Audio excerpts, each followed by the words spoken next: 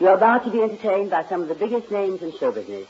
For the next hour and 30 minutes, this program will present in person such bright stars as Fanny, Brice, Groucho Marx, It's Your Pink, Jane Powell, Hanley Stafford, David Bryan, John Agar, Frank Lovejoy, Jimmy Wallington, Meredith Wilson. and my name, darlings, is Tallulah Bankhead.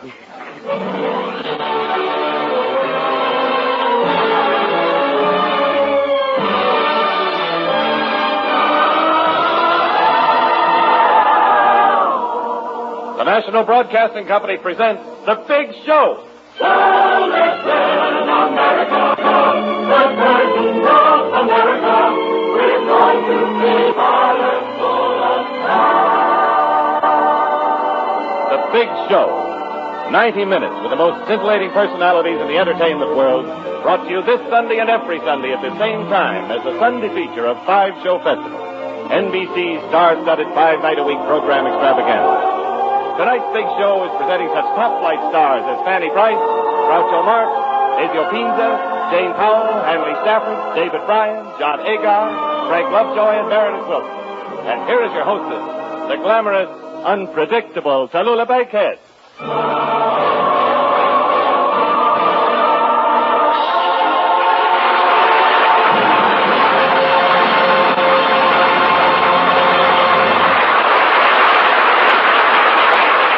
Well, we're back again this week with the second of our series of star-studded programs. Last week, New York, this week, Hollywood. I just want to say one thing about our last big show, and then we'll forget about it. We loved your letters, and we'd like to have you continue writing us.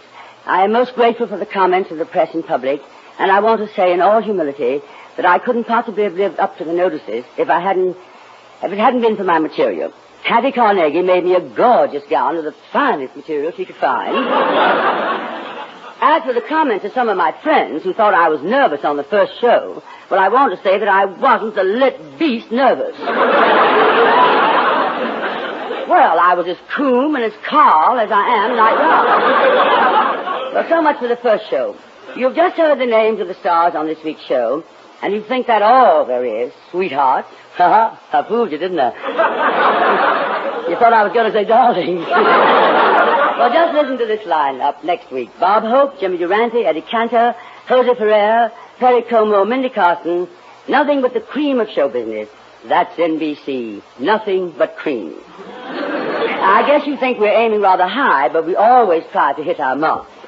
Groucho Marx, that's me.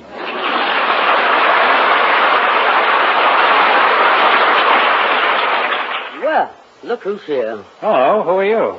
Groucho Marx. You're Groucho Marx? Always thought I was Groucho Marx. Oh, come now, I'm not Groucho. You know who I am, don't you? I'll take a wild guess. Chico? No, sweetheart. Topo? No, darling. Am I warm? No, darling. You know, I've had that same complaint lately from all women. My name is Tallulah. A phony name if I ever heard one. Tallulah Bankhead, Groucho. Oh, Tallulah Bankhead Groucho. Oh, you tickle me. That's a date. What are you doing after the show? I have a dinner engagement. You believe in short engagements? I have an appointment after the show. What are you doing during the show? I'm pretty busy during this show, my pet. This is an hour-and-a-half program, you know.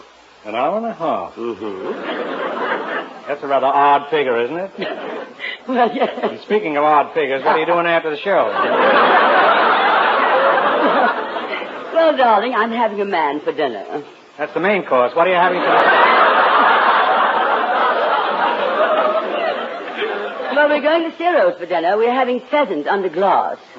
You wouldn't consider a peasant under glasses, huh? Now, look here, my sweet. I'm getting a little bit fed up. And you haven't eaten that dinner yet. Oh, what's the use? You're incorrigible. I'll accept that, but who are you? I'm a fan of yours, Groucho, and I've always adored you. How can you say that? We haven't even been out together. So what are you doing after the show? I told you I'm busy. How about before the show? Before the show, I had a malted milk. You mind if I join you? I'm trying to tell you as gently as I can. I can't see you before, during, or after the show. Well, now that you've given me the brush, how about you and me going out and painting the town red? And you're just the one to do it, aren't you, Carl? Carl, I'm Groucho Marx. And now, if you don't mind, I'd like to go on with the show. Go right ahead. Ladies and gentlemen, we have so many stars on our program. Tallulah. I used to know a Pullman car named Tallulah.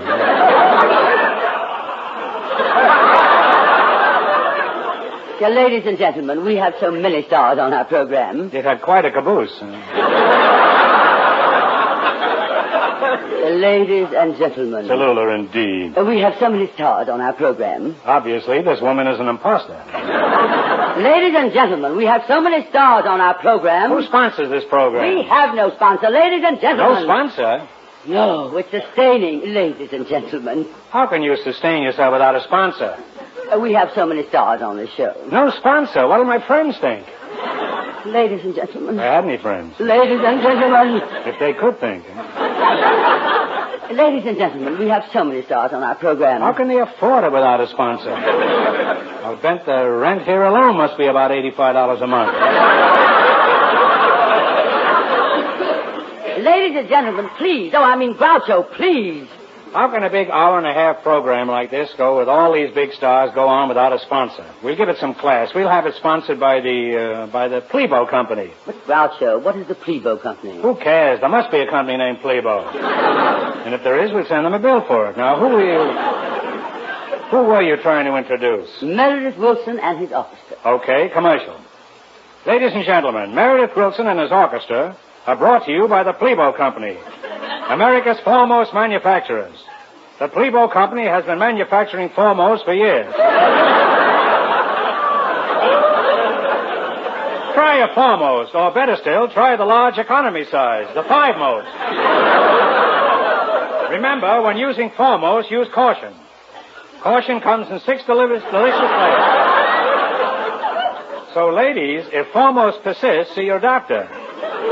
If your doctor persists, use caution.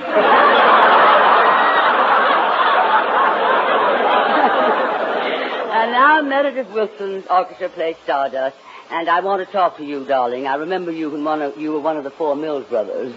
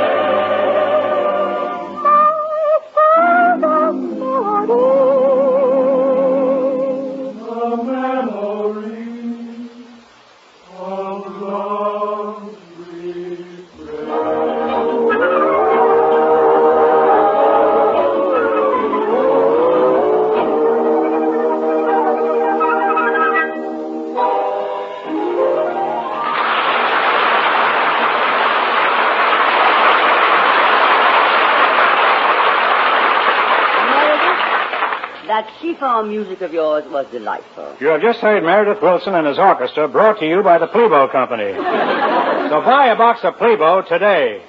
And if you are not satisfied, return the unused portion of the product, and the Plebo Company will return the unused portion of your money.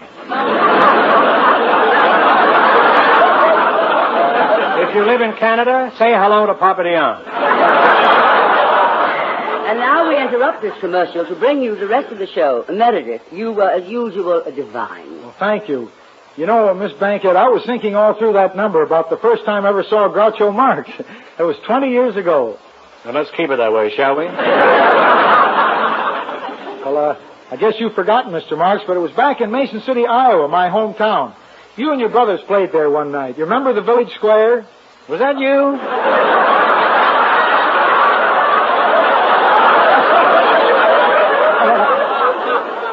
Well, I'm glad to see you again, Meredith. Meredith, sweet, we have a big show to do here. Well, I just wanted to tell Mr. Marx about a funny thing that happened when Mr. Marx played there that night. I went to see him with my girl. I was never with your girl. I must have been Harpo. No, you don't understand. I was with my girl. And I was with Harpo? No, you don't understand. I came to see your show with my girl. Your girl was in my show? Groucho, will you please let him get on with that nauseating little story?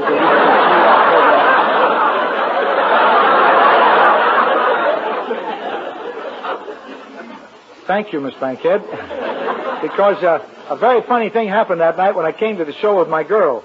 Her name was Renee. She later became Mrs. Wilson. That's very funny. Groucho, there's nothing funny about it, and you know it. I know it, and you know it, but does he know it?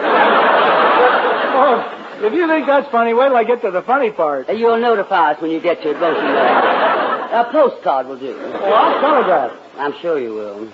Well, we got to the theater, and no sooner had we got seated when Renee, she later became Mrs. Wilson, she asked me to get her a box of confections.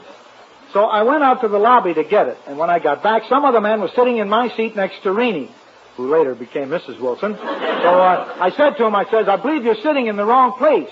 And he looked at his ticket stub, and sure enough, he was sitting in the wrong seat. He had the third seat in row G, and I had the third seat in row E. Isn't that interesting?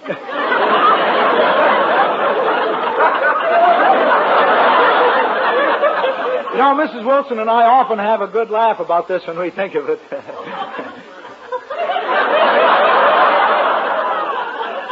Your witness, Tallulah. Meredith, I'm sure it's quite all right for you and Mrs. Wilson to enjoy these riotous laughs in the sanctity of your own home. But we have a distinguished cast of actors ready to go on with an exciting excerpt from the new Warner picture, Breakthrough. And to bring it to you, we have the stars of the picture, David Brown, John Agar, and Frank Lovejoy. Wait a minute. You can't have a cast like that sustaining. No, not again. Commercial. This program is brought to you by the Plebo Company, makers of that famous after-dinner motor oil. 50 years ago today, the Plebo Company opened its doors to the public. And today, just as it was 50 years ago, is November 12th. Plebo will save you efficiently. It'll save you promptly.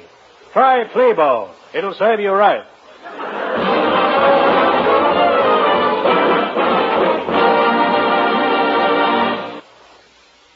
Yesterday was November the 11th, Armistice Day. Today, lest we forget, may the same thoughts and memories be with us. For the story of World War II, the story of all history, is the story of men. You knew the men. They came from your family, your street, your town. Warner Brothers, in their new film Breakthrough, have brought to the screen with great power a portrait of men at war. Here are David Brown as Captain Hale, John Agar as young Lieutenant Joe Mallory, and Frank Lovejoy as Sergeant Bell.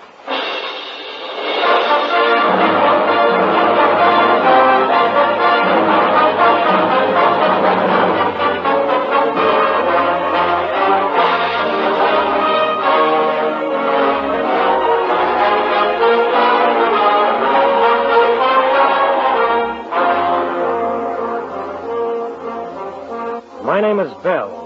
Our unit was in England training. We knew the big Bush was coming somewhere, sometime. But in the middle of the big war, there was a little war. A war of nerves between Captain Hale and Shavetail Lieutenant Joe Mallory. Lieutenant Mallory reporting, sir. Well, I suppose you think you're a hero for saving Finley's life today in battle practice. I know I should have used the red flare for cease firing, sir. But I saw Finley lying there, and I knew the Bangalore torpedo was about to go off, and... Knock it off, Mallory. Yes, sir. One guy. For one guy, you risked the lives of every other man in the platoon. You were supposed to shoot the red flare to stop the covering fire.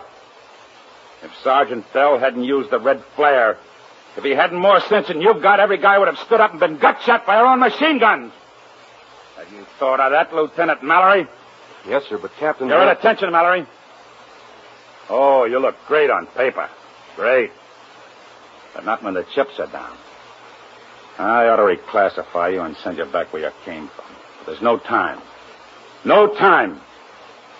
A big one coming up and I get you. Mallory? Yes, sir? The men you're commanding. That was my platoon. I fought those guys over Africa and through Sicily. With leadership, it's the best rifle platoon in the Army. I ain't gonna let no second guesser foul them up. Is that clear, Mallory? Yes, sir. I'm keeping a sharp eye on you, understand? You foul up again by so much as a whisker and I feed you to the birds. Fort Penny.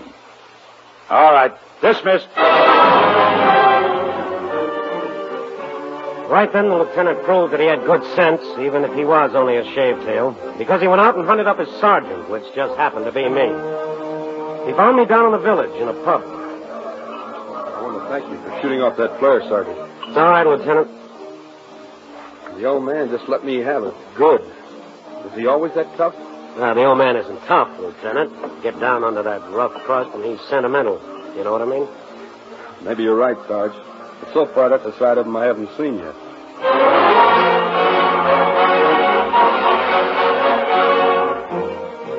And the lieutenant didn't see that side of Captain Hale for some time. It was a lot later than any of us thought, and the old man got rougher. That's the way things went, real rough, right up until May 30th, 1944. And then, no more training.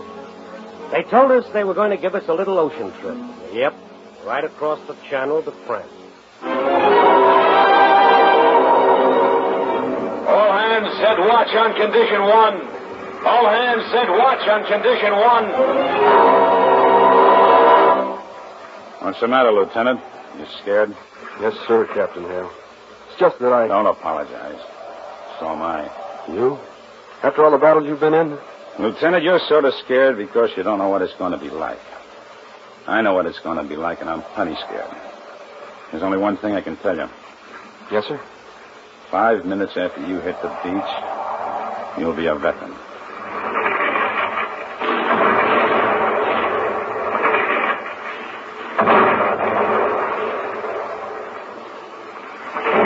You know, Captain Hale, I never figured on anything like this when I was teaching English back at Central High. I figured I don't want to know anything about you, Lieutenant. Sir? Whether you're married, got a girl, a mother, or a father, or anything else. But You understand? But, Captain... The less I know about you or anybody else, the better I like it, see? Then I don't have anything to remember. Is that clear to you, Lieutenant?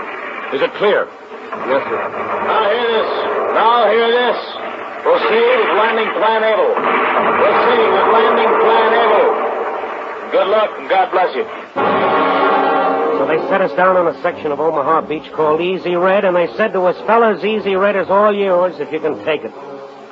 Well, we took Easy Red, and it was red all right after we got there. But it wasn't easy.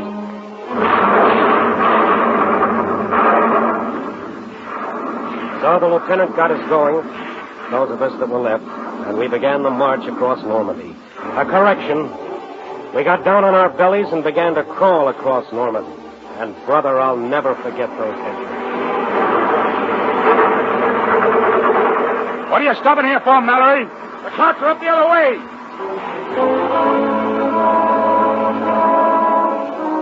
And then one day we got it real dirty, those of us that were left. The oldest man in our platoon was 35. He was married and he had 2 kids back in the States. He was sort of our unofficial chaplain. We all called him Uncle Roy.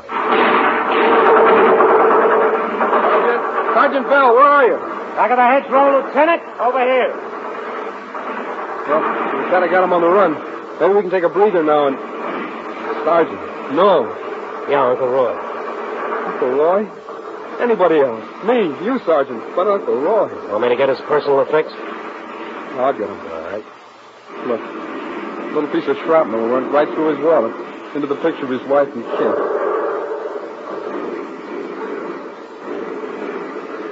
Mallory, what are you doing here? You know better than this. Are you taking time out to hold awake? You never seen that dead man before? Come on, get out of here. We got a position to secure. Why, you unfeeling, hard-hearted... You heard me, Mallory. Move.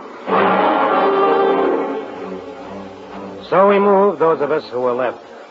But when we secured the position, the lieutenant made for the shack where the old man was using as a command post.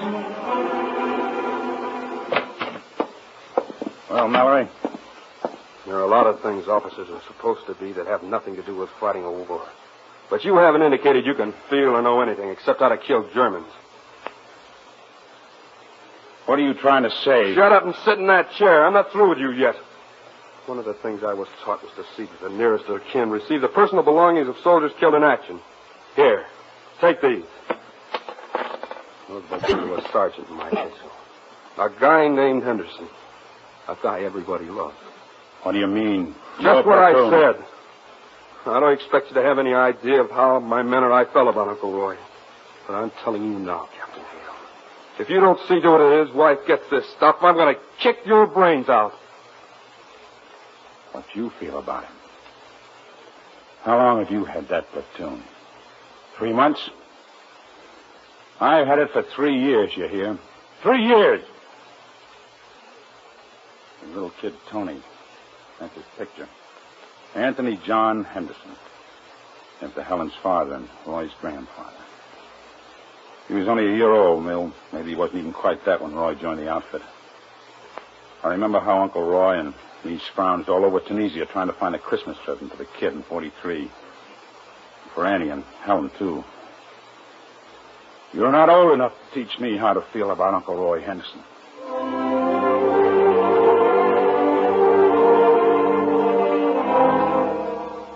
Well, finally, even the Army had to admit that our outfit had it, those of us who were left.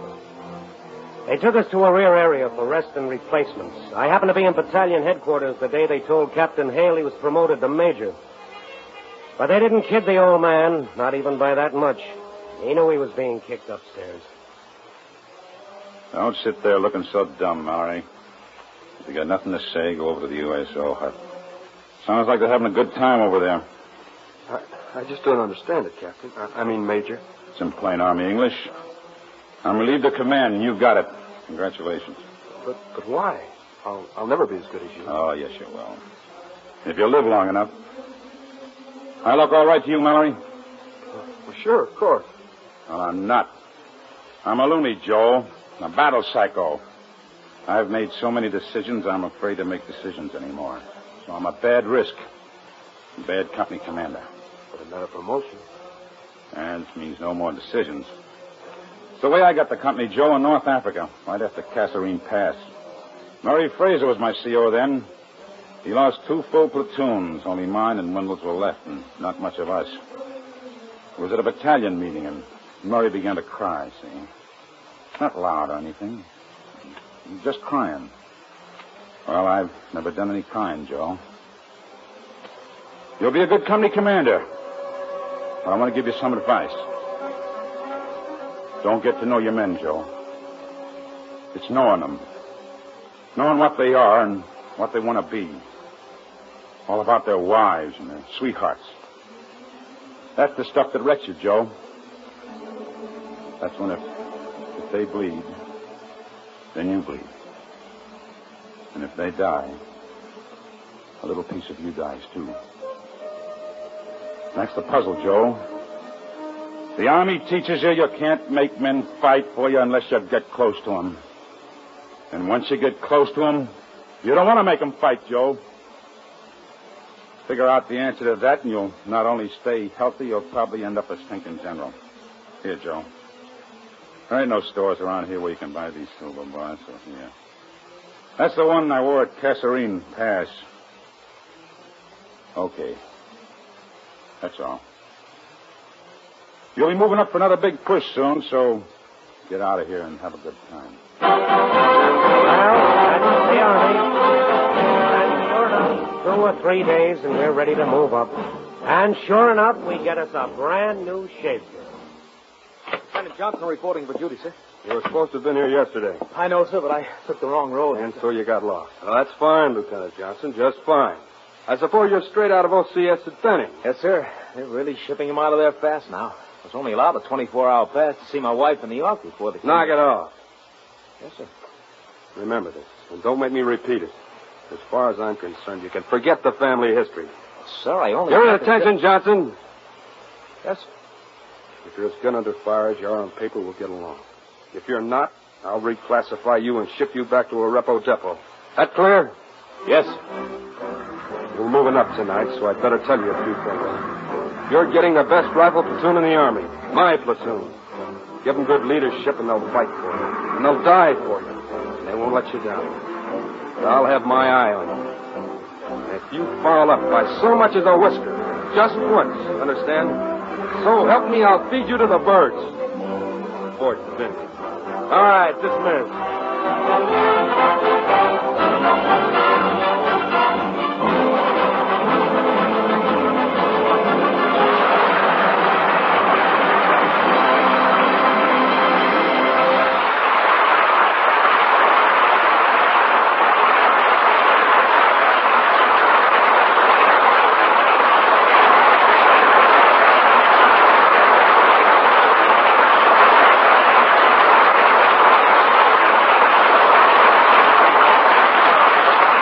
Congratulations to David Brown, John Agar, and Frank Lovejoy for a memorable performance of Warner Brothers' Breakthrough. Oh, boys, you know Groucho Marx, don't you? Of course. Hello, Groucho. Glad to see you. I enjoyed the performances you boys gave. Now, how about being good soldiers and saying a few words on behalf of our sponsor, the Playboy Company? How about it, Dave Bryan? Well, I'd be glad to, Groucho. I have been drinking Plebo for years. I have always relished its rich tanginess, its tangy richness, its mellow goodness, its good mellowness, its heavenly smell. It smells to heaven. And how about you, John Agar? Certainly, Groucho. I've been smoking Plebo for years. Whenever I feel tense, I light up a Plebo. And I've always found that wherever people congregate, more folks are lit up than anybody else. And you, Frank Lovejoy? Well, I always shave with Plebo because of their money-back guarantee. If you're not satisfied, you can get triple your money back by writing to the Plebo Company, Newark, New Jersey, Post Office Box 27. I'll repeat that address. The Plebo Company, Houston, Texas, Post Office Box 37. How about you, Tallulah? If you don't stop interrupting the show, darling, I'm going to get my double-barrel Plebo and shoot off both of your pointed little heads.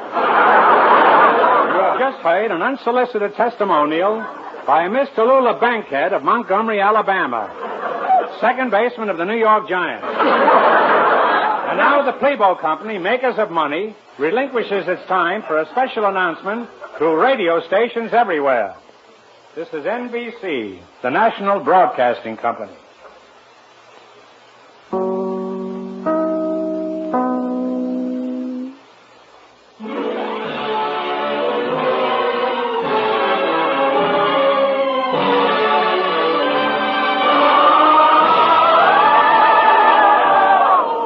The Big Show. This is the National Broadcasting Company's Sunday extravaganza with the most scintillating personalities in show business. This portion of the program is the Sunday feature of NBC's star-studded 5-show festival of comedy, music, drama, and mystery. Presented 5 nights a week and brought to you by the makers of Anacin for fast relief from pain of headache, neuritis, and neuralgia, and by RCA Victor, world leader in radio, first in recorded music, first in television. The big stars on this program are Groucho Marx, Fanny Brice, Ezio Pinza, Jane Powell, David Bryan, John Agar, Frank Lovejoy, Hanley Stafford, Meredith Wilson and his orchestra, and every week your glamorous hostess, Miss Tallulah Bankhead.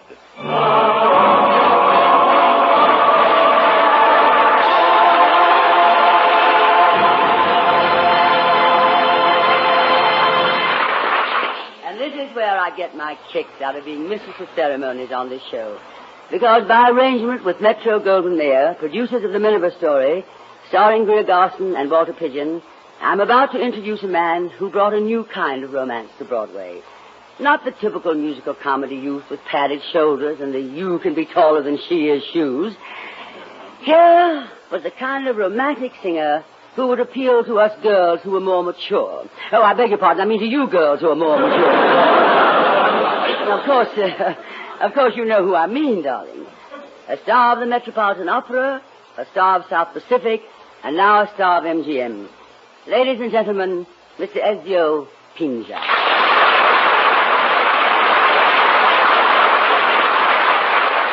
Good evening, Miss Bankhead. Good? It's enchanting.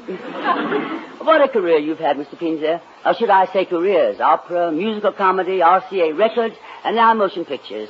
And you've only begun, but you'll be going on forever. Oh, not me, Miss Bankhead. I am going to retire when I reach 40. I'm going to retire when I reach 30. If you will reach a little higher, I will reach a little higher. All right, then, darling, when I reach 31. All right, when I reach 41. Well, stop staring at me. 32. 42. 33. 43. 32. 44. 31.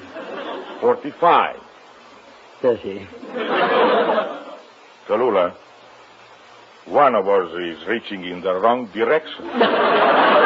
Oh, well, let's not play that silly little game anymore, Ezio. I understand that in your new picture, Miss Imperium, you sing to Lana Turner. But would you sing now to me? Well, yes, I could. Well, I don't like the way you said that. Darling. Excuse the word darling.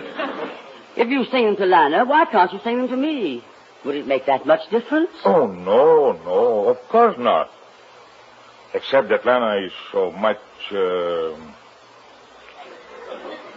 shorter than you are. Oh, thank you, Ezio. Under the circumstances, that's the sweetest thing you could have said to me. And now, Ezio, would you sing my very favorite number, and I really mean this, September Song?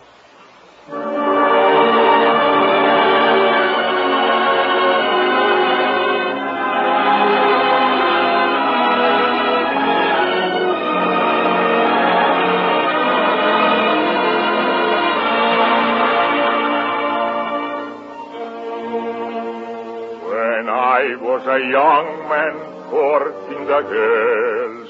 I played me a waiting game. If a maid refused me his tossing curls, I'd let the old girls take a couple of whirls, while I plied her with beer in lieu of pearls. And as time came around, she came my way. As time came around, she came. Oh, it's a long, long while from May to December, but the days grow short when you reach September. When the autumn weather turns the leaves to flame, one hasn't got time for the waiting game. So the days dwindle down to a precious June, September.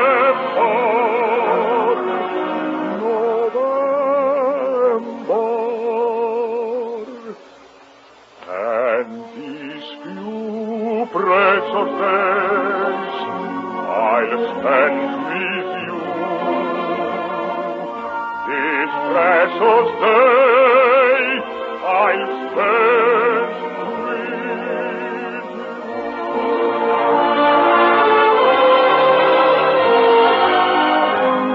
Oh, it's a long, long while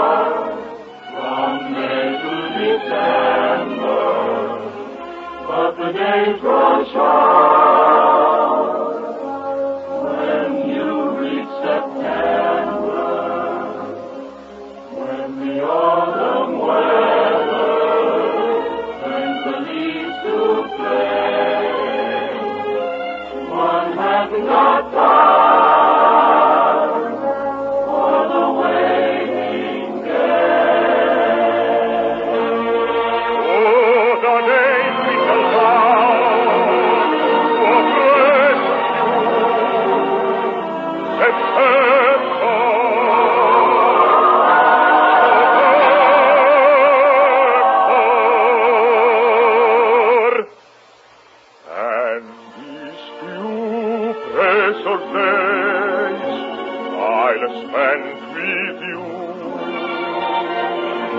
This special face I'll spend with you.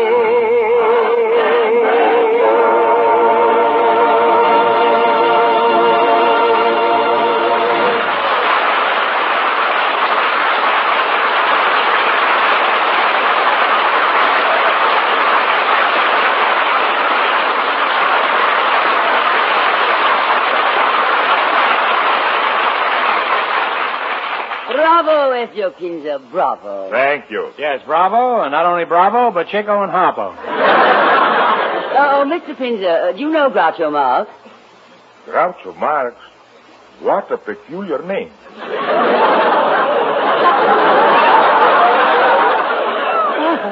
Look, Izzy.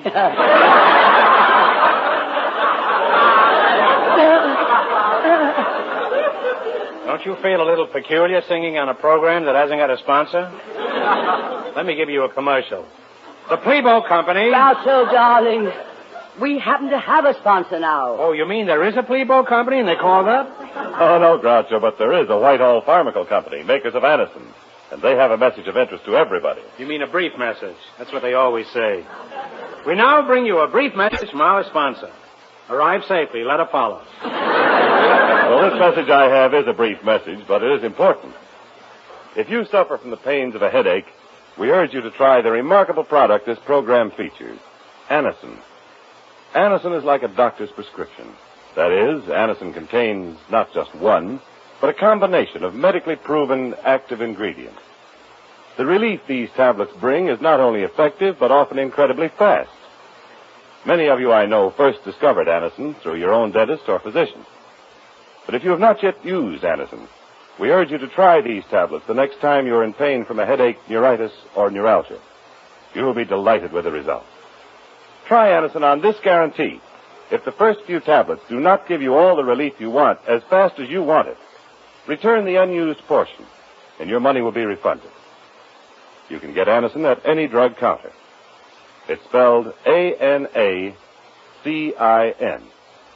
Easy-to-take Anison tablets come in handy boxes of 12 and 30 and economical family-size bottles of 50 and 100.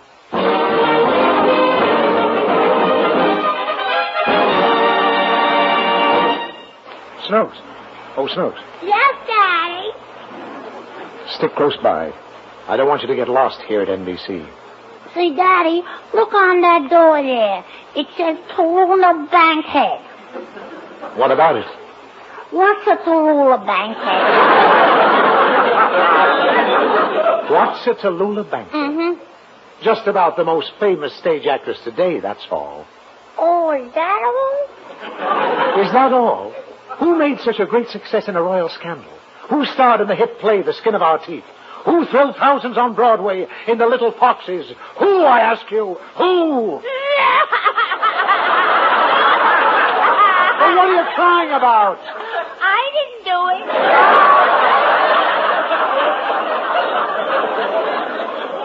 I know you didn't. Tallulah Bankhead did.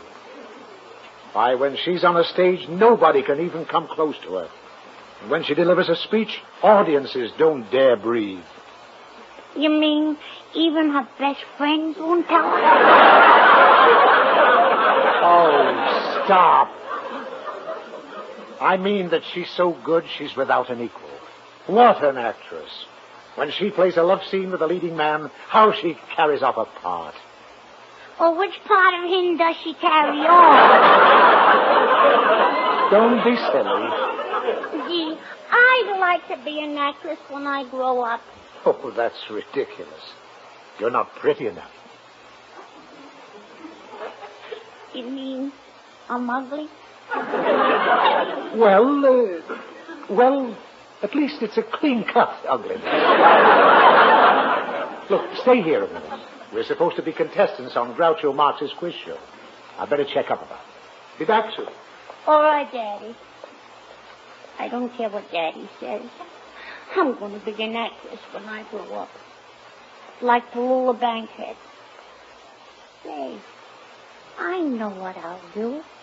While Daddy's gone, I'll knock on her door, and I'll ask her how to get the bee one. Yeah. Come in.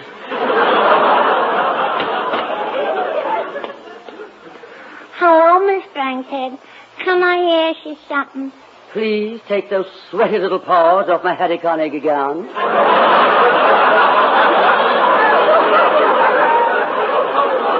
Or I'll slug you one. Gee, you wouldn't hit a little girl, would you? No, but if you're as obnoxious as you look, I may boot you one. Well, get over with it. What have you got on your chest? Nothing. I told you I was a little girl.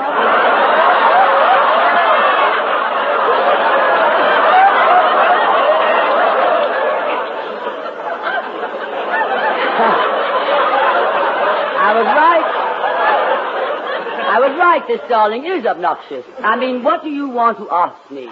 Well, how can I get to be a big actress like you? Don't be ridiculous, my dear. No one can be like me. Sometimes I even have trouble. If that's all that's worrying you, goodbye, darling. Well, I want to be an actress when I grow up. No, are you going to grow up? I should think you'd be discouraged enough already. Gee, maybe Daddy is right. I guess I am too ugly to be an actress. Your father told you that? Yeah. Why, the nerve of the man. But that's what they told me. That's what my father told me when I was a kid. It really soured me. Yeah, it sure has. I meant at the time. Well, now, don't you believe it, darling. You can be an actress if you want. You're not ugly. Yes, I am. Even you said so before. And it's true. At parties, boys never call me in for kissing games. They don't like me. Oh, boys, what do they know? They know they don't like me. I'm ugly. Yes, I am. Darling, as much as I hate to let my good side come out, let me tell you something. Now, you're not ugly. Well, not for the stage, anyway. You see, for the stage, there are many different kinds of beauty. Now, for instance, there's a delicate beauty. Of course, that's not your kind. And then there's an exotic beauty. What kind am I? You? Well, you have the kind that's known as ugly beauty. That's the kind? Well, what I mean is that when a really fine actress plays the part of a beautiful woman, she has the personality to make an audience believe she actually is beautiful. In fact, many great people have had that ability. Who, for instance? Well, take Abraham Lincoln. He was homely, but because he had such a wonderful, sincere personality, his homely face became beautiful to everybody. Now, do you understand? Yeah, and I feel better already. Oh, you do. Yeah. You know what? Only yesterday a boy said I looked like Abraham Lincoln. Good heavens, there is a resemblance. Well, look here, Abe. Darling. Yes, Miss Bankhead. Now, don't worry. If you really want to be a great actress when you grow up, you can. Gee, thanks, Miss Tallulah. You're just wonderful. Fine. Now, run along. You're starting to bore me. Good heavens, this child is obviously going to grow up to be another Betty Davis.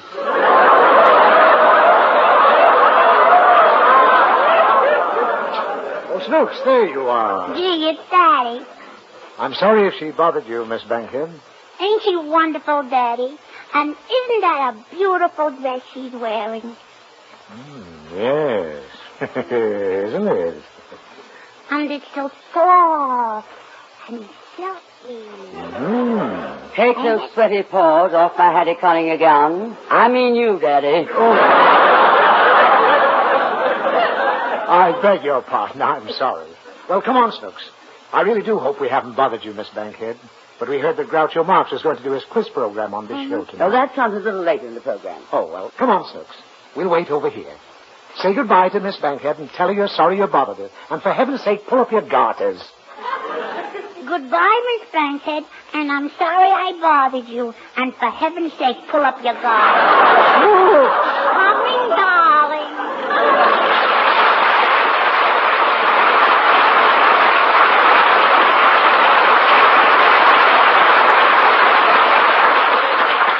I could have sworn I knew that child about 30 years ago. Of course, I was just an infant then, and she was a grown woman. And here I am a grown woman, and now she's just a child. Hey, you know who I just saw out there? Fanny Ward. Groucho, that's Fanny Brice, and that man with her was Hanley Stafford, her father. Fanny Bryce's father is Hanley Stafford? Well, he's not really her father. She's his ward. That's what I said, Fanny Ward. And speaking of Fanny, what's Pinzer doing sitting around in his dressing room?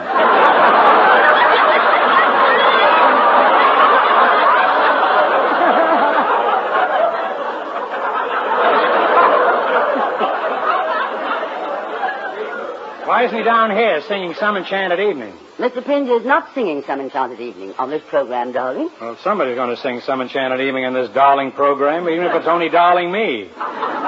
Wilson with 2 L's. How about a darling chorus?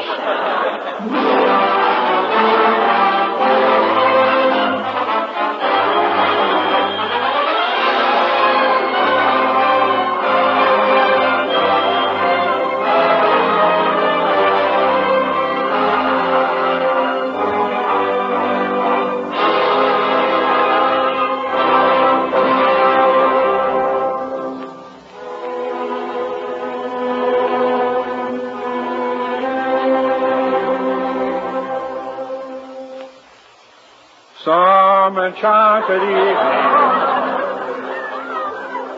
you will meet a stranger.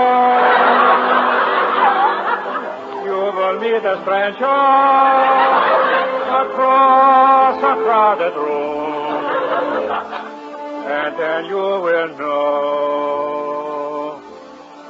know even then, that someday you'll meet her again and again. Yes, that's the way it happens. I was at a party some years ago. It was a cocktail party. Shrimp cocktails. Smallest drinks I ever saw. All of a sudden, I looked across the crowded room, and there wasn't a stranger in the place. So I went to another party, and there I saw her. I cut across the room. I took her in my arms, and I kissed her full on the lips. And she said, "Take that cheap cigar out of my mouth." Well, at party after party, I saw her again, and again, and again, and again, and again. It was during the Roosevelt administration. And then at one party, I met another stranger, her husband. He hit me so hard I would have fallen out of a 15-story window, but I managed to grab a hold of the straps of her strapless evening gown. Once you have found her, never let her go. Once you have found her, never let her go.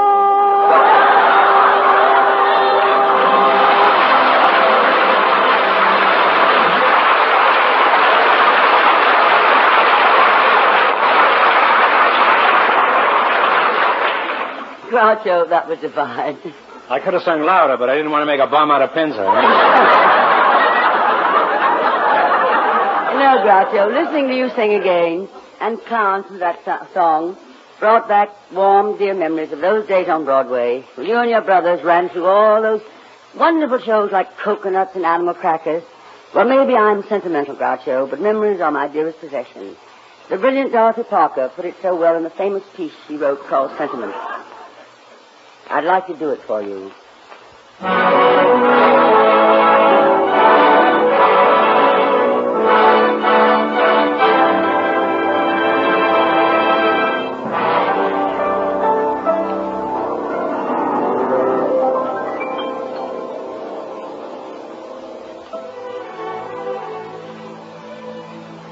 Somewhere on the tip of your heart, in the shadow of memory's tomb, is the vision of somebody you once loved, or somebody who loved you. An image that can return to haunt you day and night. Perhaps you remember how it feels, or perhaps you may be feeling it now.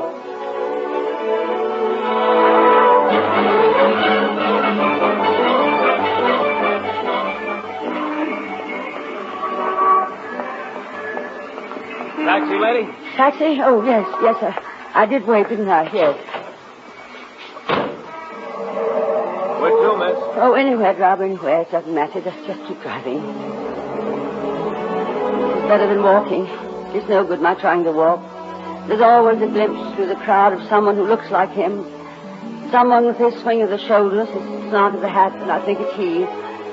I think he's come back, and my heart goes to scalding water. And the buildings sway and bend above me. No, it's better to be here. But I wish the driver would go fast. So fast that people walking by would be a long gray blur. And I could see no swinging shoulders, no slanting hats. Why is he stopping? Oh, the light. But it's bad stopping. Still in the traffic like this. People pass too slowly, too clearly. And always the next one might be... Oh, what it could be. I know that. But knowing it doesn't keep me from hoping. Does it show on my face? Does it show to the people who can look in and see me here? They can see if I cry. Oh, let them. It doesn't matter. Let them look and look and look and look. There's even you poor, queer, tired old woman. My hat's pretty, isn't it? It's meant to be looked at. Big and red and new, while your poor hat's all weary and done with. Don't let it fool you. Red isn't day. Red for morning. Scarlet red for a love that's dead. Didn't you know that? She's gone now. The taxi's moving again, and she's left behind forever. Wonder what she thought when our eyes and our lives met.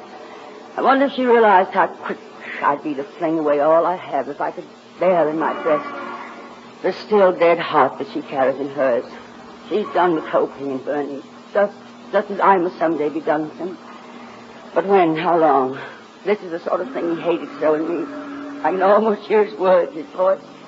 Oh, for heaven's sake, he says. Can't you stop that fool sentimentalizing? Why do you have to do it? Why do you want to do it? Just because you see an old charwoman on the street, there's no need to get sobbing about her. Oh, she's probably on her way to get a bottle of bad gin and have a roaring time. You don't have to insist that everybody's sad. Can't you ever stop being sentimental? Yes, that's what he'd say, I know. But he won't say that, or anything else to me anymore. Never anything else, sweet or bitter.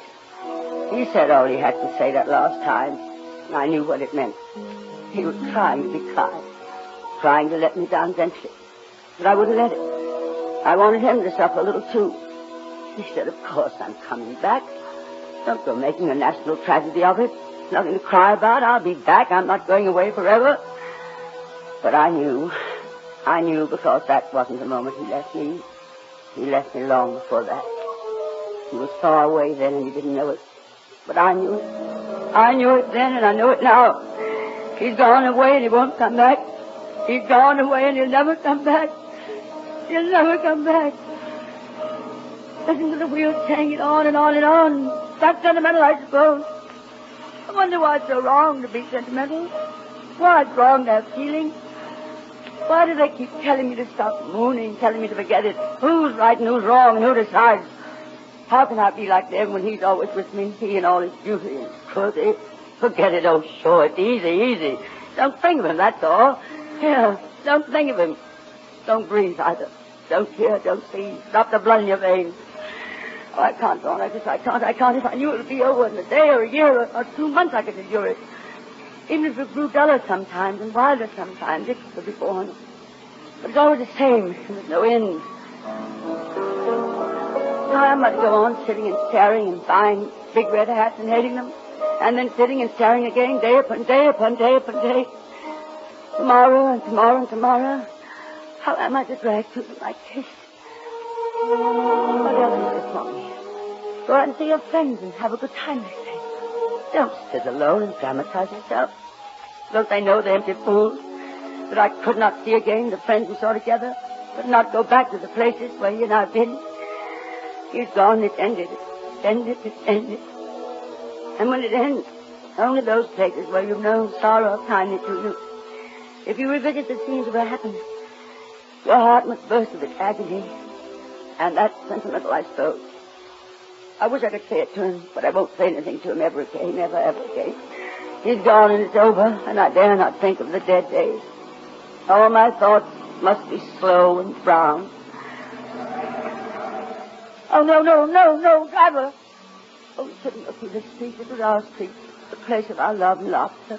I can't bear this. I can't. Even with my hands tight over my eyes, I can see it. I can feel it in my heart. The street of all streets. I know it as I know my hands, as I know his face. Oh, why can't I die and pass through? It's like a vision that won't leave me. We must be passing the little florist shop now. He used to buy me little yellow primroses. And now I can't bear having flowers near me. Then after the florist, the apartment houses. And in front of the biggest one, the gold dome, but it never smiles. And then the small house with the baby carriage, forever in the sun. And that little starfish of a hand reaching up to his when he stopped to smile at it. Then the doctor's house. And the 3 little thin gray houses opposite. And then, oh God, our house. Our house. So we only had the top floor. And I used to lean out the window to catch his last wave each morning. Barely able to see it because of the big tree. Our tree, we called it. Our personal tree. Oh, no. No one could bear this. No one. Why must I be driven through here? Why? What torture could there be so terrible as this? Why do we move so slowly? It would be better if I uncover my eyes and look. Maybe that'll end it. I'll see our tree in our house again. And then my heart can burst and I'll be dead forever as soon as I look. I must look.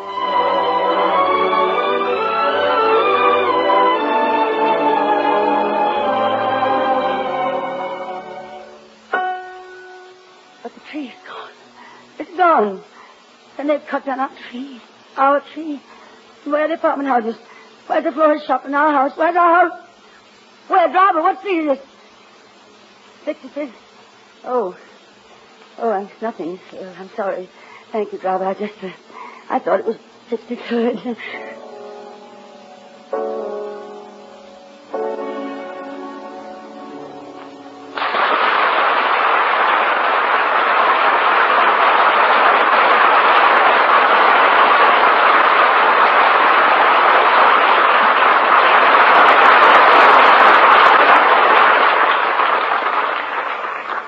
Here's a word from RCA Victor. If you're the head of a family, please come close for a moment. How would you like to become a hero overnight? How would you like to be more popular than Santa Claus with your wife, your children, and your neighbors? How would you like to treat yourself and them to top-flight entertainment of every variety every day in the year for years to come? You would? Then you have a date tomorrow with your RCA Victor dealer. A date to pick out the RCA Victor television set that's perfect for your family and your finances. You'll have your choice of 18 beautiful new RCA Victor models of all sizes and styles, with luxurious cabinets, thrilling sound, superb pictures in television. Whichever size and style you pick, you'll get million-proof quality, the incomparable quality which has made RCA Victor far and away America's favorite television. See your RCA Victor dealer for your million-proof masterpiece tomorrow.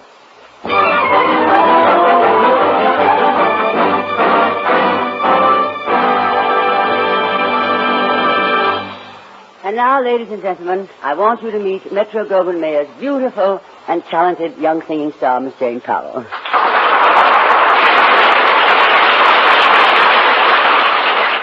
Jane, what's exciting out at MGM these days, huh? Oh, we're all excited about the new Technicolor picture, King Solomon's Mine. Oh. Starring Deborah Carr and Stuart Granger.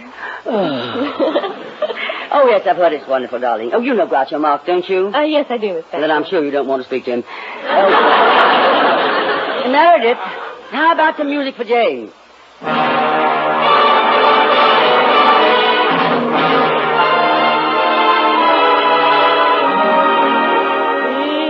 It's a most unusual day.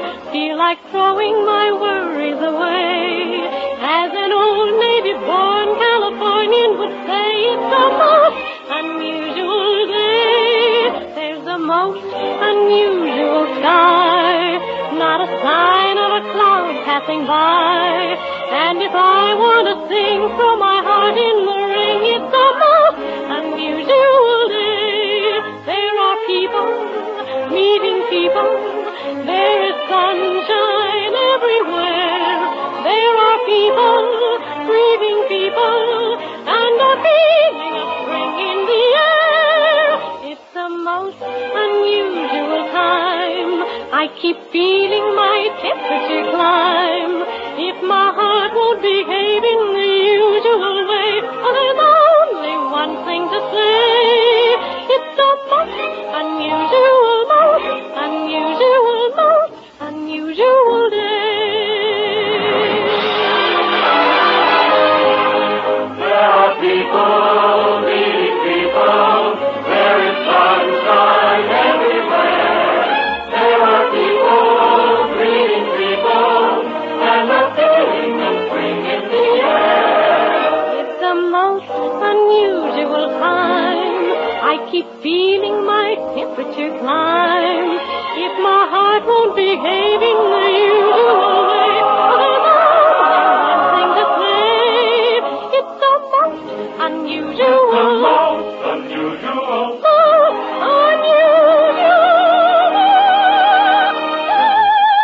There is love everywhere on this most unusual day.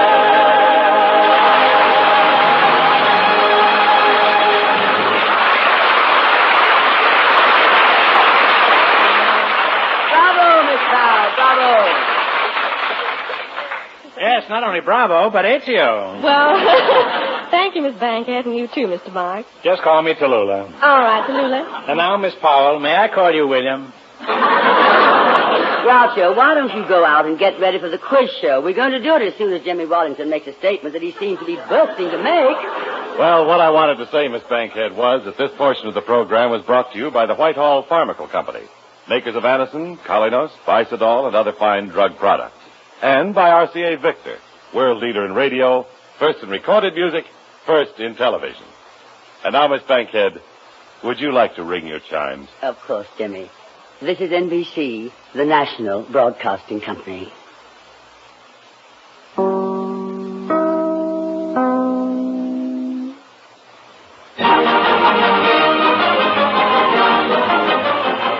You Bet Your Life, starring radio's funniest quizmaster. And here he is, the one and only, there used to be four, Groucho Marx.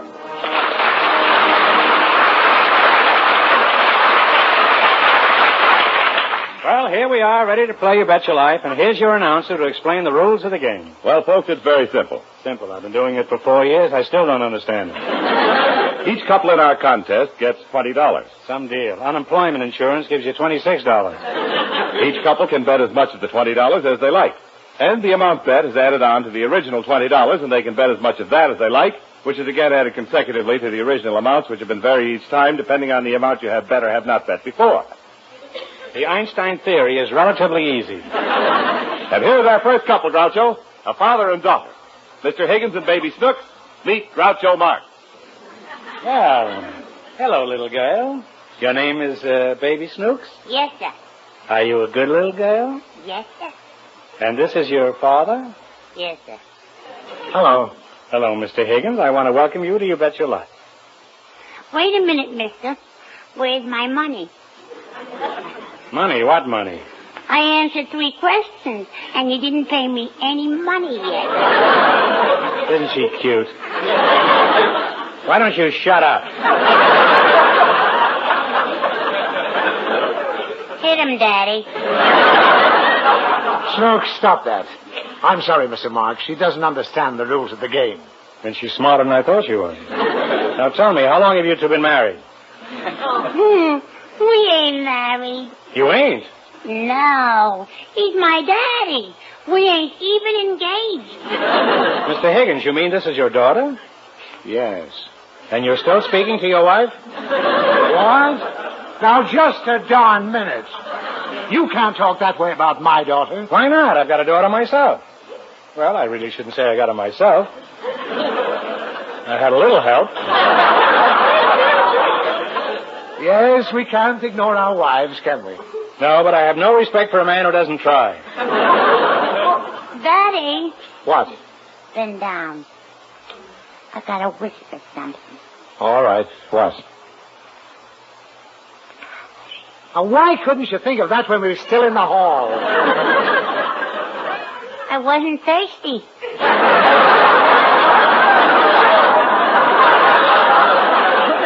This child will obviously grow up to be another Tallulah Bankhead.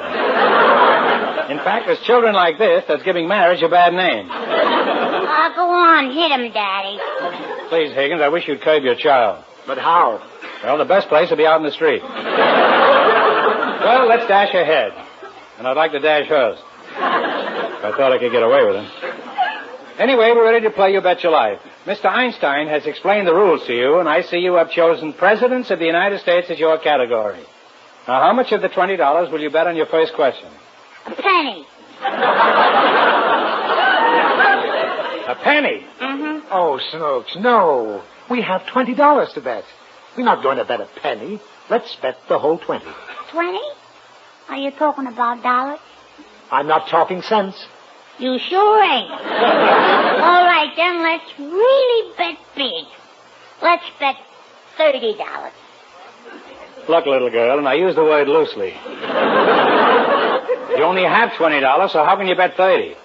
Unless, of course, you expect to do it on credit, and frankly, you don't look too honest. You've got a fairly ugly little kisser. Now, just a minute. I resent that. Do you deny it? No, I just resent it. Well, let's get back to where we were, which is about as boring a place as I can think of. Now, how can you bet 30 when you've only got 20? Well, my daddy's got some money, haven't you, Daddy? No, I haven't. Daddy, I saw you take $50 out of Mama's slacks this morning. When she was... Quiet. And I'm going to tell Mommy that... All right. Yes, I will. If she wants to bet 30, I'll put up the other 10. You mean you'll pay me $10 of your own if she doesn't know the answer to the question? Yes. That's a pretty unbelievable thing to have happened. Then, so is your daughter. Well, anyway, here's the question for $30. What is the name of the second president of the United States? The second president? Yes, and I'll give you a hint. His first name was George. I know. George Washington. I'm sorry, it's John Adams. But you told her the first name was George. I'm sorry, I was wrong. Now you owe me $10. I won't pay it. All right, then I'm going to tell Mommy that you took all that money. All right. Here's the $10. You know, this is the first time I've understood this program. Come on, Snooks, let's get out of here. No, we won't, Daddy. I'm mad at him, and I want to win his money. Or I hate him. You hate me? Please don't say that. It's a set rule on radio that all quizmasters must be known as lovable. I'll tell you what, if I like you, would you like me? Well, all right. Fine. Now we like each other, right? Right. But you know something? What? I liked you better when I hated you. Well, I don't really care if people hate me as long as they think I'm lovable. Now, where were we? Well, we want to bet you some more money. My daddy still got $40 left. Snooks, no. But I saw you take it out of Mommy's pocket. Your mummy sounds like she's got a great pocket. Wouldn't mind reaching in there myself sometime. Please, Mr. Marx. You should have a little respect for my wife. I do. I have very little respect for her. Particularly since I've gotten a load of you two. Now, let's proceed. All right. I want to ask you a question, and we'll bet $40. Snooks! Oh, you're going to ask me a question? Yes, I am. And I'll bet you $40. Little does she know that I have her in my power. For I am the master of the quiz, and soon I shall have all her money. Are you ready for the question, mister? Okay. All right. First pronounce the word T-O. T-O? 2. Right. It's like taking money from a baby. Now pronounce T-W. 2. Now pronounce the second day of the week. Second day of the week. Just a moment. Now, this is the one with the catch in it. She wants me to say Tuesday. But the correct way to say it is Tuesday. But I'm sure she always says Tuesday. So if I say Tuesday, she'd say I'm wrong because it's Tuesday. So I'll say Tuesday. Wrong, we win. Tuesday. Wrong, we win. Wait a minute, I say Tuesday. Wrong again. The second day of the week is Monday. Take the money, Daddy. We fooled you.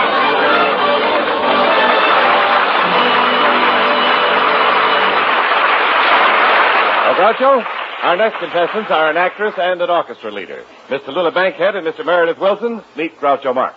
Welcome to Your Bet Your Life. An actress, Miss Tallulah Bankhead. That's a rather unusual name, isn't it? Which one, Tallulah or Bankhead? I mean the miss. An attractive girl like you, not married. I am married to the theater. Well, congratulations. May all your dressing rooms be little ones.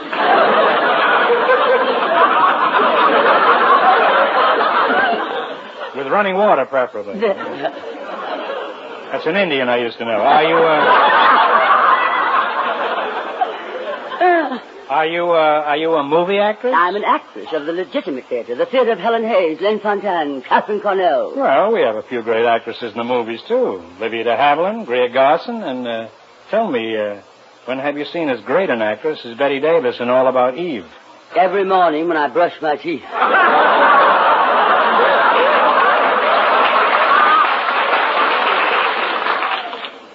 What I started to ask you was, what play were you ever in? What play? Why, I have been in Let Us Be Gay, The Little Foxes, The Green Hat, Her Cardboard Lover, Lady of the Camellias, Rain, Private Lives. Pretty long title of a play. No wonder it closed. Tell me, Miss Bankhead, while you're out here in Hollywood, why don't you try going into the movies? I have been in movies. I made a picture called Lifeboat. Lifeboat with raft? I'm your guest. I laugh politely. Mr. Wilson, let me get to you. You're an orchestra leader? Mm-hmm. Just what instrument couldn't you master that made you become an orchestra leader? Well, most all of them, I guess. Well, where did you start your career as an orchestra leader? Oh, well, I started out originally in a little town in Iowa. Mason City, Iowa, to be exact. Well, a lot of great orchestra leaders started out in small towns. There was Abe Lyman of Illinois. Later became president, I hear. That must have been before Petrillo. Everything has been before Petrillo. Yes, I guess so. Miss Bankhead, let's get back to that Broadway play, the one with the long title. That was not one play. Those plays represent my career in the theater. Great plays by great playwrights who were gracious enough to make me the star of their work, and for whom I toured this country over. Acclaimed by the critics, hated by the public in every town and hamlet who packed the theaters to the rafters to see my performances, except Sapulpa, Oklahoma.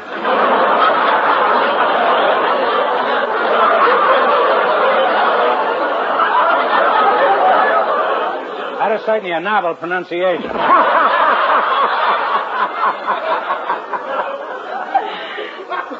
What happened there, Miss Bankhead? Betty Davis.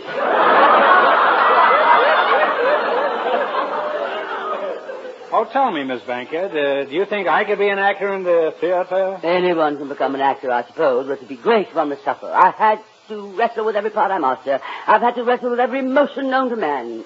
Is there any method by which you can learn this acting profession? Well, I use the Stanislavski method. Stanislavski? The Constantine Stanislavski. Oh, yes, good wrestler, that Stanislavski. How about you and me doing a little wrestling? I mean, a little scene from something and see if I have any acting talent. Oh, very well. What do you know? Oh, not much. What do you know? What I mean is, are you familiar with the lines from any great plays? Just some of the actresses. No, well, I know, Come Up and See Me sometime. Oh, no, dear. Well, we'll improvise. I do this quite often. It's great training. But I will set the scene in the drawing room in London. Penelope, the wife, is telling Cyril, the husband, that she has fallen out of love with him and is leaving him for someone else. English drawing room drama. Are you ready? Wait. Cyril, you remember when we first decided to get married? We said that should be one of us tired the other. That one won't tell the other. Wait. Cyril, I'm telling you now, I'm tired. Quite. I'm leaving you. Quite. This is the quietest part I ever had. Cyril, I have found happiness elsewhere, but you, my pet, what will become of you? Oh, don't worry about me, old girl. I shall probably end it all by leaping into the Thames River. Oh, Mr. Marx, it's pronounced Thames River. That's for the stomach, isn't it? I shall leap into the Thames River. Look, you jump in the river you like, and I'll jump in the one I like. Well, enough of this one-night stuff. Let's play You Bet Your Life. Wilson, you can wake up now. Oh, I started out in Mason City, Iowa, and I was... Now we're ready to play You Bet Your Life. And I see you've chosen first names of famous movie stars. I'll give you the last name. You supply the first name. Now, how much are you going to bet on the first question? We'll bet the whole 20. Okay, Miss Bankhead? Press on, Meredith. Are you referring to his pants? Okay, for $20. What's his first name? His last name is Raines. Claude. Right, Claude Raines. Exactly what I was going to say, my pet. You took the word right out of my mouth. Okay, you now have $40. How much will you bet? 40. For $40, her last name was Palmer. Lily. That's right. Lily Palmer. Exactly what Right. I was going to say, my sweet. You see, you beat me to it by just... And how much will you bet now? You have $80. I bet you $80. All right, for $80. His last name is Cliff. Montgomery. Correct, Montgomery Cliff. You now have $160. I was about to say that, Mr. Wilson. You're too quick for me. All right, you take the next one. Let's bet the whole thing. All right. Very well. All right, now for $320, the movie actor whose last name is Stewart. What's his first name? I know, James. I'm sorry, you lose. It's Thames.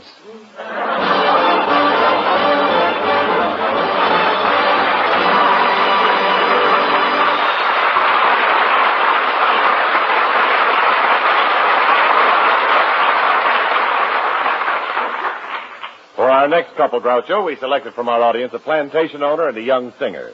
Mr. Ezio Pinza, Miss Jane Powell. Folks, beat Groucho Marx. A plantation owner and a young singer. Miss Powell, you're the plantation owner? No, I'm the young singer. I am the plantation owner. Oh, do you plant taters and do you plant cotton? I do. I now pronounce you Old Man River. Now, Miss Powell, what does a pretty girl like you do for a living? I work for MGM. I can't hear you. Would you mind stepping a little closer to the microphone? And second thought, forget the microphone. Just step a little closer to the quizmaster. Well, which is which? Well, the microphone... The microphone has more holes in the head. Now, Miss Powell, as you know, this is a quiz program. So, what are you doing after the show? I'm busy. Let me put it this way. I can get you into pictures. Oh, I'm already in pictures. Well, let me put it this way. Can you get me into pictures? I am a plantation owner. Haven't you sold that thing yet? Oh, yes. Do you plant taters and do you plant cotton? That's right. Well, them that plants are must soon forgotten. So let's forget about you and get back to Miss Powell. Miss Powell, how old are you? 19. You call that old? Which brings us to Mr. Pinza. Is that the way you pronounce it? That is right. Ezio Pinza. How's that again? Ezio. E-Z-I-O. Ezio. Pinza. P as in Peter. I-N-Z-A. Ezio Pinza. Tell me, Tom, you must have had a very...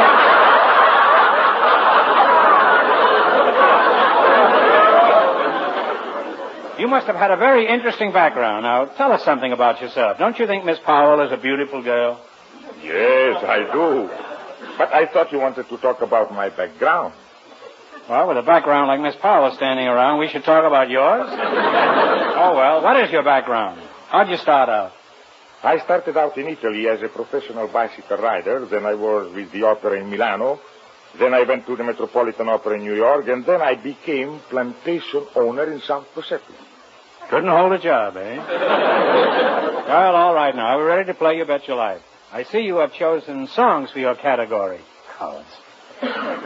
Now, you have $20 between you to bet. Miss Powell has 17, and Tom, you have 3.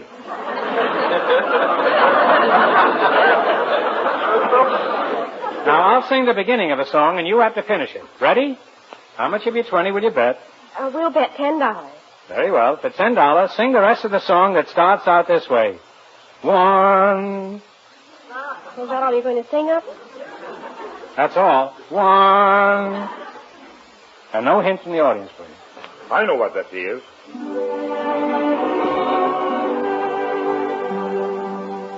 One dream in my heart, one love to be living for, one love to be living for.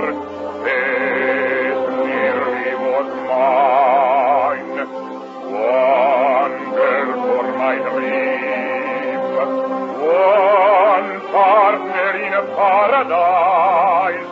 This promise of paradise, this nearly was mine. Close to my heart she came, only to fly away, only to fly away, like the moonlight. Now I'm alone, still dreaming of paradise, still saying that paradise once nearly was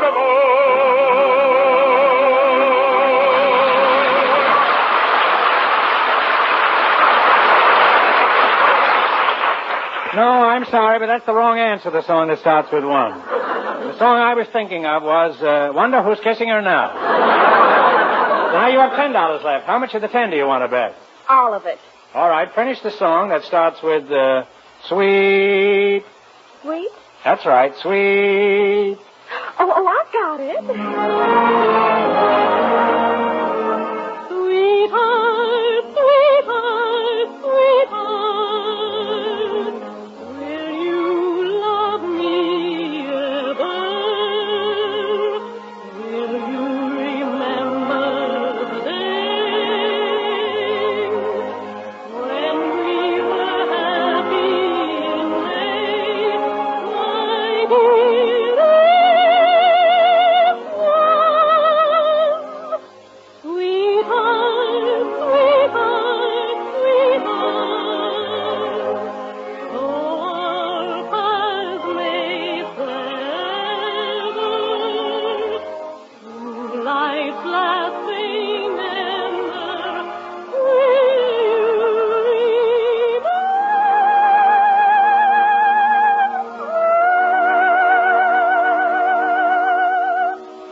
springtime, love.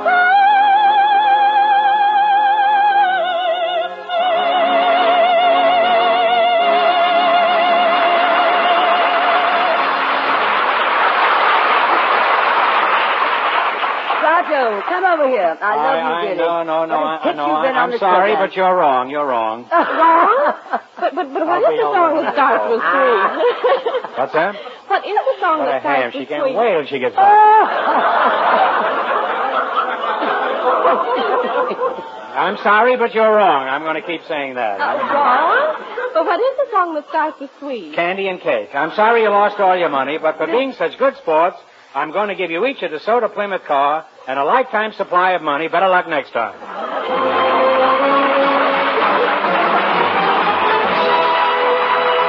Come over here, Groucho. For an hour and a half, you've been bouncing through this show, darling. I'm hoping the check doesn't do the same. You say, I don't know about you. I don't know about you, but the rest of my script is blank white paper. Yes, we're a little short. Yes, we're a little short, folks, so hello. I could fill in here. Would you like to have me sing another song? Oh, no, my pet, I don't think so. You don't like my singing? Well, you must admit that singing is not your forte. I wish Knox were my forte. Well, that's the sort of thing you do best, Groucho, jokes. You've heard the old saying, shoemaker, stick to your last. No, how does it go? Well, that's it, darling. It means you should stick to what you do best. I see. What are you doing after the show? darling, you don't seem to understand. I mean, you're a divine comedian, but your singing voice really, Groucho. I was going to bring this up, but as long as we have blank white paper here, I heard you sing on the show last week. Oh, do you mean when I sang Give My Regards to Broadway? I've got news for you. Broadway refused them.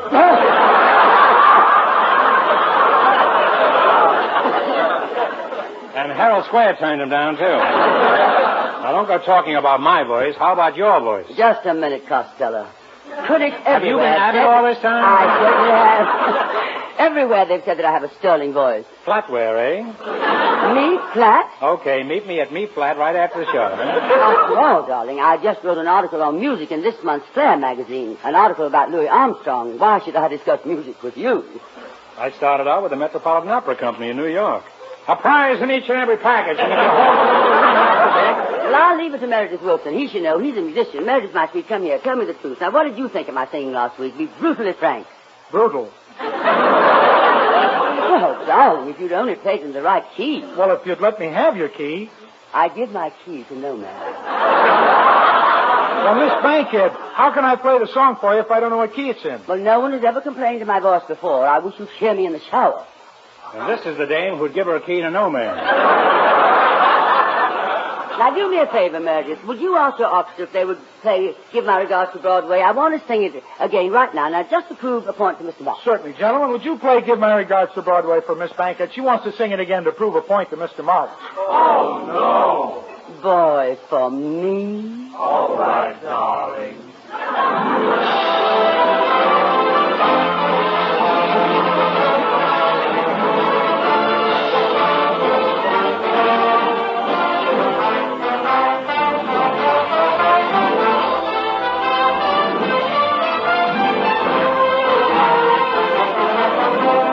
Give my regard to Broadway. Remember me to Herald Square. Do, do, do, do.